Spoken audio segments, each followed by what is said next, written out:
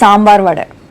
என்னதான் சொல்லுங்க, எவ்வளவுதான் புது புது ஆக்ட்ரஸ் வந்தாலும் சமந்தா மேம் கிட்ட இருக்க சாம் வேற யாருக்கிட்டயுமே கிடையாது. அதுவும் இந்த நீதானே என் பொன் வசந்த மூவில ஸ்கூல் கேரக்டர்ல இருக்க அழகு இருக்குல்ல, எனக்கு அவ்வளவு பிடிக்கும். உங்களுக்கு சமந்தா மேம் நடிச்சதுல என்ன படம் ரொம்ப பிடிக்கும்ன்றத கமெண்ட்ல சொல்லுங்க. இப்போ சாம்பார் வைக்கிறதுக்கு துவரம் பருப்பு பாசிப்பருப்பை கழுவி எடுத்துக்கலாம். இல்ல தக்காளி, மஞ்சள் பொடி, உப்பு, பூண்டு, தண்ணி விட்டு விசில் விட்டுருங்க. இப்போ பருப்பு எல்லாத்தையும் மசிச்சுட்டு சாம்பார் பொடிக்கு மல்லி, வெந்தயம், சீரகம், வரமிளகாய், தேங்காய் எல்லாத்தையும் ரோஸ்ட் பண்ணி அரைச்சுக்கலாம். இப்போ எண்ணெய், சின்ன வெங்காயம், கருவேப்பிலை, பச்சை மிளகாய், பெரிய வெங்காயம், தக்காளி, குழம்பு மிளகாய் தூள் சேர்த்திருக்கேன்.